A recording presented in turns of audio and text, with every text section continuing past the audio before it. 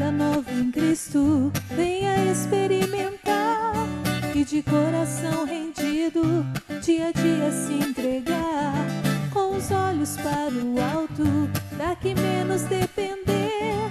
Para o mundo estamos mortos, nossa vida escondida está em Deus. Nasce pro céu, olhe, olhe mais longe, além do mundo, voe pro céu.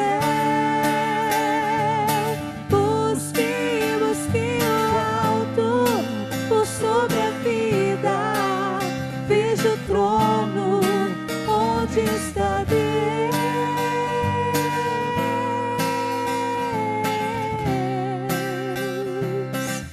Alçando o voo se lançar.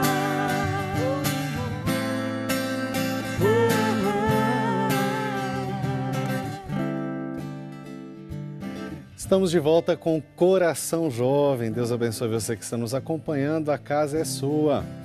Quero lembrar você que você pode participar conosco pelo facebook.com/Coração Jovem TV, facebook.com/Coração Jovem TV. Inclusive, nós deixamos lá a nossa perguntinha sobre o tema de hoje. O tema de hoje é meu, né? Possessividade, necessidade de controle. Como lidar com isso? Você acredita que quem é ciumento faz coisas erradas? É a pergunta que a gente deixou. Eu acredito que sim, diz Denise Dias Noski, pois o ciúme faz com que a pessoa se sinta dona da outra, com direito de regular suas atitudes. Isso faz mal, machuca e aprisiona os dois lados. Aqui Aparecida de Fátima Aniceto também, sim e não. Quando o ciúme é doentio, sim. Mas quando é dosado, acho que até ajuda o relacionamento. É aquilo que a gente costuma dizer, né? Uma dosinha de ciúme faz bem, uma pitadinha de ciúmes faz bem, né? E realmente, talvez uma pitadinha até as pessoas se sintam mais amadas, mais queridas, mas exige um cuidado, né? Maria Eduarda Braga, sim, o ciúme modifica o comportamento das pessoas e acaba fazendo às vezes o que não devia. Realmente são essas atitudes. Aproveitando, então, vamos aproveitar o Jovem Pergunta para dar continuidade à nossa reflexão. Jovem Pergunta. Olá, meu nome é Rodrigo Ferreira Xavier. Eu gostaria de saber se brigar por ciúmes é errado. E aí, brigar por ciúmes é errado? Isso é algo comum, acho que todo mundo em algum momento fez isso, talvez tenha total consciência, mas é totalmente errado brigar por ciúmes? O ciúmes é algo errado em si, a gente não pode sentir ciúmes, é pecado sentir ciúmes, porque isso faz parte dessa necessidade de controle, etc. Como lidar com tudo isso? Então, vou passar para o Padre Rodrigo a pergunta. Eu até pergunto de uma forma espiritual, né? Ciúme é pecado, Padre? Depende, né, Padre? Responder a pergunta do causa. Do meu xará, o Rodrigo, né? Isso. Eu acredito que uma pitadinha de ciúme seja boa, né? Porque as pessoas confundem muito ciúme com amor. Será que se eu não sinto ciúmes é porque eu não amo? Será que se eu demonstrar muito ciúme, a pessoa me ama tanto, ela é tão ciumenta, será que tem a ver? Eu acredito que quem ama tenha medo de perder, tenha medo de ser abandonado, de ser trocado, isso é natural. Então, esse tipo de ciúme, nesse ponto, nessa dosagem, ele é natural, ele é normal. Agora, quando o ciúme ele alcança um nível muito elevado, a ponto da pessoa perder a paz, como a doutora sempre fala, estou sofrendo, está doendo por isso, né? Está doendo essa situação. Aí já passa a ser, não diria pecado, né? Porque a pessoa não tem, nessa situação, antes de sentir. Antes de se repensar, de se conhecer, a princípio ela nem entende o que está acontecendo com ela.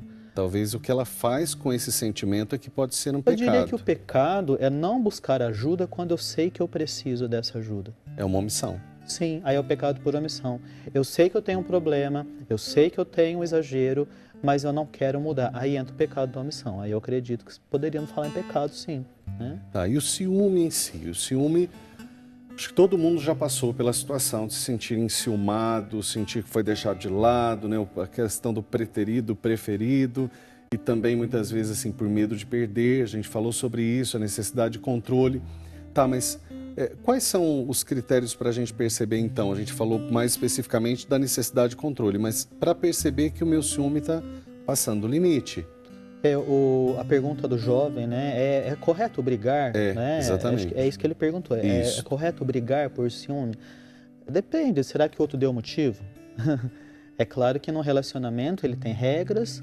Se eu estou num relacionamento sério, nós estamos falando aqui de relacionamento de com namorado. Olhar cristão também. Sim, mas existe muito ciúme de pais, de filhos, de irmãos, de amigos, dentro de um grupo de jovens, dentro da minha pastoral, né? Tem aquela ciumeira que a gente sabe que atrapalha muito os planos de Deus dentro da nossa igreja, em qualquer lugar. Mas um relacionamento tem regras, seja de amizade, seja de namoro.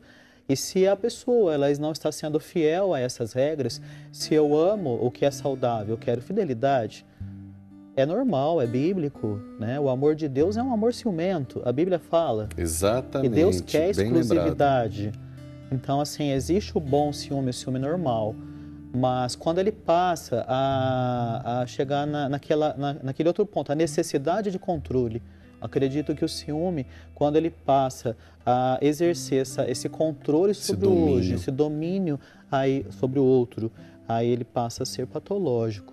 E o termômetro mesmo é quando eu começo a privar o outro da liberdade. E também me privar, porque acaba virando uma prisão. Chega os extremos. Até uma das respostas foi essa, né? Aprisiona as duas partes. Porque a pessoa fica presa no sentido da vida da outra, ela vive em função do outro, fica ali o tempo todo amarrando o outro, e a pessoa que se sente presa, amarrada pelo outro também. Porque o ciúme, os dois lados. Ele vai envolver 3 pessoas. Tem uma pessoa que ama a outra, e pela aproximação de uma terceira, sente a ameaça de perder o objeto, o ser amado. Então, ele vai envolver aí um medo da perda. E nós vamos, então, perceber várias crenças que vão nos mostrar uma autoestima baixa. A pessoa muito ciumenta, ela confia pouco em si. Ela acredita que sem o outro ela não vai conseguir sobreviver, que ela precisa do outro para lhe dar força, segurança. Aí nós entramos nos outros temas dos outros programas. Autoestima, autoimagem, está na situação tudo relacionado, né? Tudo relacionado. Agora, brigar por ciúme. Se for uma briga de amor, sem violência... Na verdade, brigar não seria o adequado. Se o outro, conversar, fazer uma DR, discutir a relação. Isso.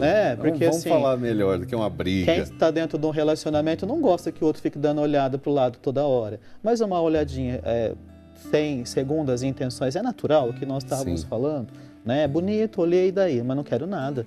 Só estou achando bonito, mas para chegar nesse ponto é complicado. Né? Aí entra vários outros sentimentos, né? E vários outros pensamentos, como nós estamos falando aqui num ambiente em que nós valorizamos como cristãos e até como sociedade, valorizamos a fidelidade, o respeito a um relacionamento.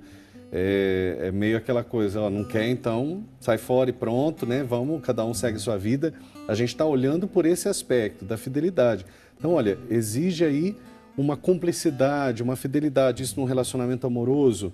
Existem regras que foram pré-organizadas aí quando se começou um relacionamento mais sério, né? Mais definido. Também nas amizades existem certas regras de convivência. Se eu vou abandonando o outro o tempo todo, me sentindo abandonado o tempo todo, aí na verdade, em vez de eu ter ciúmes, eu vou ter raiva desse amigo e de repente vou até perceber se é amigo de verdade, de fato. Como a doutora disse em outro contexto, eu tenho que perceber se é amor de verdade, porque muitos outros sentimentos estão envolvidos nessa situação de ciúmes, né? Muitas outras características. Eu costumo explicar que, assim, até para os dependentes afetivos, né? Eu costumo explicar assim, ciúmes é um sentimento, assim como outros sentimentos, para ficar uma coisa prática, né? E agora, a estratégia de querer controlar o outro é um sintoma de que o seu ciúmes está muito mal. Entendi. Né? Entendi. E é muito corriqueiro. Então, daí, né, se a gente pensar na palavra da briga por briga, né, mostra também que a pessoa não está conseguindo de verdade mostrar o que pensa, sente, ou até não está conseguindo identificar o que pensou e sentiu naquela situação. Lembra um pouco o que a gente falou no outro problema, não está tendo habilidade social. Não está tendo habilidade, não está sendo assertivo. Então, eu posso não gostar de algo e tenho milhões de formas de mostrar para o outro que eu não gostei e e assim o outro vai reagir de uma maneira mais adequada àquilo que eu estou falando ou não. Isso vai acontecer como? Se tiver, de fato, um afeto positivo entre essas pessoas, sabe? Uma conversa positiva também. Uma conversa positiva. Até uma coisa que a gente percebe que acontece, acho que em muitos relacionamentos a gente vê isso acontecer, tanto num confessionário, num atendimento espiritual, quanto num atendimento psicológico, acontece muito dos ciúmes, ele denegrir, ele destruir o relacionamento de fato, e às vezes os ciúmes que é usado como uma estratégia de manter o relacionamento, ele vai pelo contrário, ele vai afastar e ele vai destruir o relacionamento. A gente vê muitos relacionamentos destruídos por isso, porque a gente está tão preso, quer fazer tanto, dominar tanto o outro, que na verdade a gente só, tem uma frase, né? A gente só perde o que não tem. Na verdade, se a gente perde, é porque nunca foi nosso de verdade. E as pessoas, num relacionamento, pode existir um compromisso, né, gente? Mas não, na verdade, uma posse. Ninguém é de ninguém de verdade. O relacionamento pode ser um momento em que se assume um compromisso, um matrimônio em que se assume um compromisso diante de Deus. Mas assim, você não tem domínio sobre o outro tem que fazer isso livremente. Aí é liberdade, às vezes, né? Até para sensibilizar alguns pacientes, eu costumo dizer assim, você não tem uma esposa ou um marido, você tem um compromisso com fulano de tal. Com a sua esposa, com o seu marido. Mas... né, porque aí isso faz com que a pessoa comece a perceber, né, que o posicionamento dela não está adequado na relação. Ela se ilude como se aquela pessoa fosse dela, né, e como se ela pudesse de verdade ter, como nós falamos do controle, como se ela pudesse inibir outras ações e enfim, nós não podemos, né? Ninguém é de ninguém e a gente também não tem controle sobre as coisas. Aliás, né, quando a gente fala das crenças irracionais lá, da base da teoria, uma delas é justamente essa, né? De que as pessoas pensam e se iludem poder ter controle sobre as coisas. E de fato é o contrário, nós não temos qualquer controle sobre as coisas. Agora é claro, gente, nós temos que lembrar aqui, primeiro, aquilo que a gente sempre lembra, nós não estamos dando diagnóstico, não tem como falar, fulano é ciumento exagerado, fulano é assim, fulano não tem habilidade social, fulano, todos os trabalhos que a gente tem feito aqui. Nós estamos dando direções. E agora também, em relação à espiritualidade, é importante ver, quando a gente diz, olha, ninguém é de ninguém, ou quando a gente diz assim, ninguém tem domínio sobre ninguém, né, o esposo, a esposa, ninguém tem o esposo ou a esposa, nós não estamos tirando aqui em nenhum momento o valor e a importância e aquilo que a gente acredita como pessoas de fé no matrimônio, em que se torna uma só carne diante de Deus e da igreja. Agora, o que acontece é que o me tornar uma só carne, ter um compromisso com o outro, abençoado por Deus, que une de uma forma profunda, uma forma sacramental, isso não me dá domínio sobre o outro, me dá a possibilidade de caminhar com o outro se eu tiver respeito por ele e ele por mim.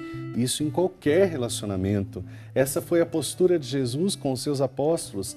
Ele sim os chamava, segue-me, mas em nenhum momento falou, se você não seguir vai ser assim. Segue-me, você faz uma escolha. Diz a palavra que em um momento ele falava com o jovem rico sobre todas as coisas que ele poderia fazer para segui-lo, e o jovem rico foi triste embora, porque ele não conseguiria fazer tudo aquilo.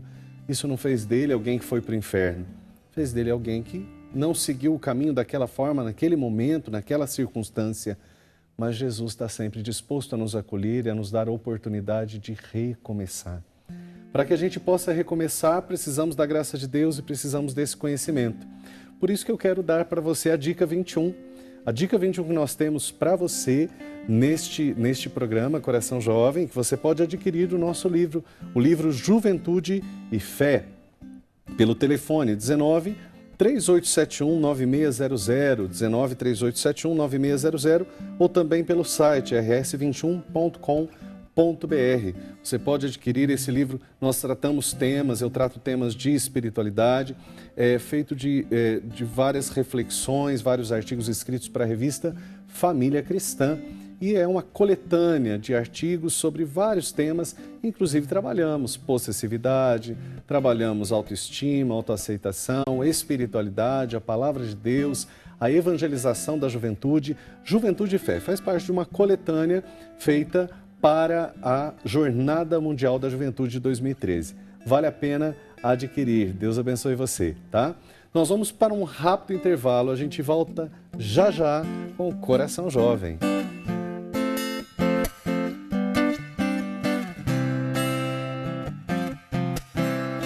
Cristo entrou em minha vida, Ele me mostrou que existe um céu.